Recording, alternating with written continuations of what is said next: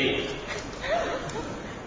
The second and perhaps more famous incident was when Parliament was actually trying to pass a motion to censure Dr. Chee Soon Juan for some of his actions. And Mr. Chiam See Tong was speaking when Mr. Ling Hao Dung, his erstwhile Singapore Democratic Party colleague, told him, "Don't talk, you bastard."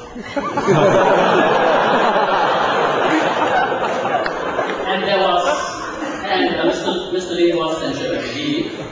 And the most recent instance was in 2001, when TalkingCock.com was actually the order of the day in Parliament. So for the third time in its history, and Ministers Lee Yock Suan and Wong Kan Seng actually discussed whether we should be gazetted as a political website right here in this chamber. So we think, it's kind of cool that, 5 years down the line, we are just continuing a fine tradition of talking cock in Parliament.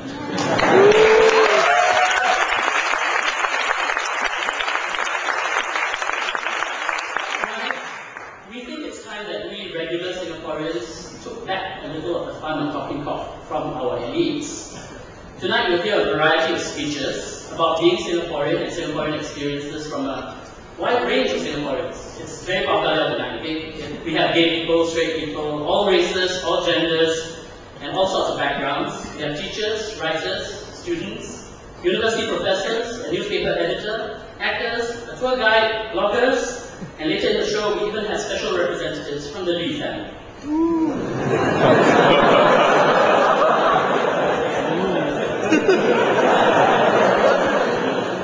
But before we begin, just want to heal. Some of you may have come here with don't know what agenda.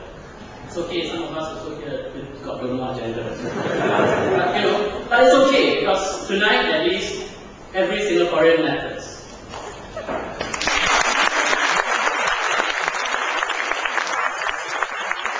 While this is Parliament, this is not some political meeting. It's a night of speeches behind closed doors about our experiences. So maybe some of us teachers may be a bit on the spicy side, but by being in public, we hope you can appreciate that we are still very proud of being Singaporeans. So the agents out there, can you please SMS your bosses? Okay. Alright, so let's get down to business. Here's how it will work. Every speaker tonight will be given 5 minutes, 5 minutes only, to make their speech. At the 4-minute mark, Russell will give a little musical note to let them know. Russell, you want to...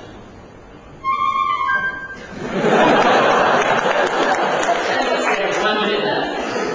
And at 5, you'll give another signal and they should wrap as soon as possible. Okay? Understand? Yes. Everyone? Alright? Comfortable? We need to go to the toilet anymore? Okay. Right. Our first speaker for tonight is one of those young Singaporeans who can only be described as spoiled market. She was the first non-British winner of the British Poetry Society's Young Poets of the Year award in 2000 and 2001. Her writing has also been published in the Quarterly Literary Review Singapore, Soft Blow, the London Underground, and Today. She was also, as if she had extra time to look, a publicist for Tan Pin Pin Singapore Gaga, and her first poetry collection, Eye and Tongue, will be published later this year. And get this, she hasn't even finished her studies in Columbia University. Well, now, once I graduate already, still like that. She's one of the smartest and most passionate people we know, and you should definitely watch out for her in the future. Ladies and gentlemen, her topic is My Life as a Cover Girl, and we are privileged to present our good friend, Tay Chen Si.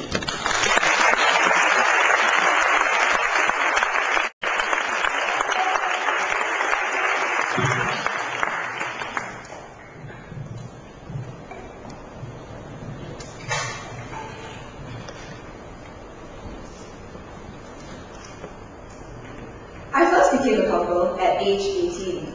It was an accident. This was in 2001.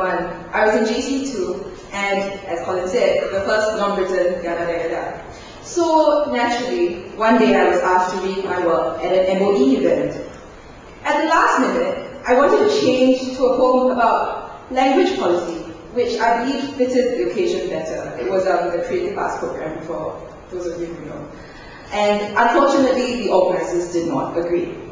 So I went up there quite neatly, but when faced with the mic, I suddenly felt this surge of quietness. And before reading the proof form, I said this: I was going to read a subversive poem about the Speak Mandarin campaign, but this will have to do. So, the most I expected was that people would think I was just fooling around, just being very, very boreal. And maybe if I did that this year, nothing would happen, since the Speak Mandarin campaign seems to have merged with a bilingual policy with the tagline, "Why you cool?" Besides, the only newsprint I read back then was the book section in Life, where they had a proper book section. So I didn't know much about news and what made news.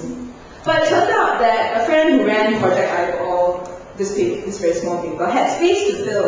So they wrote an article about how my remark made Teo Chee Hean's jaw drop, and printed the non-approved poem.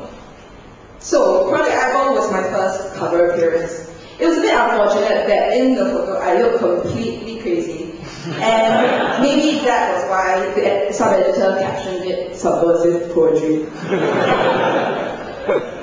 So one thing led to the next, and my next cover I looked like I had jaundice in a photo the size of a stamp. This was Big Old Magazine.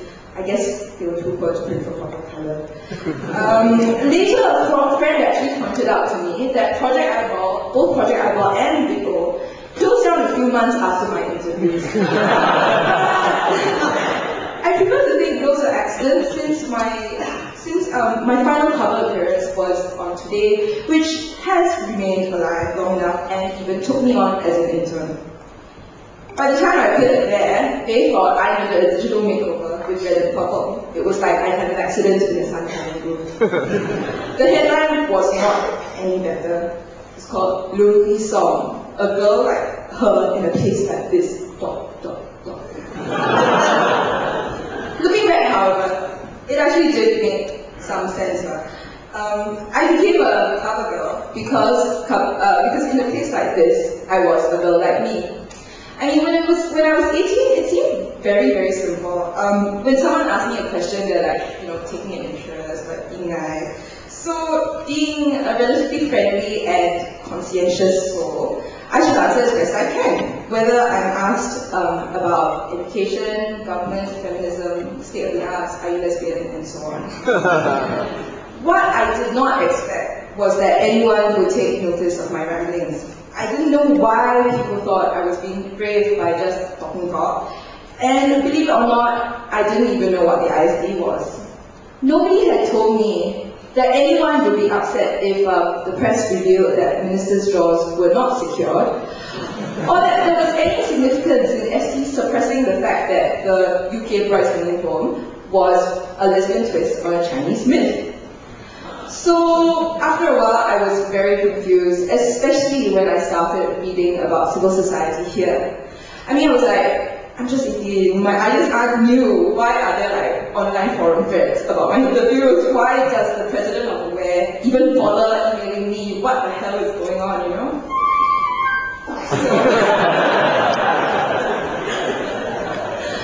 I didn't plan to make statements for readers. I was having conversations about new and strange to me then.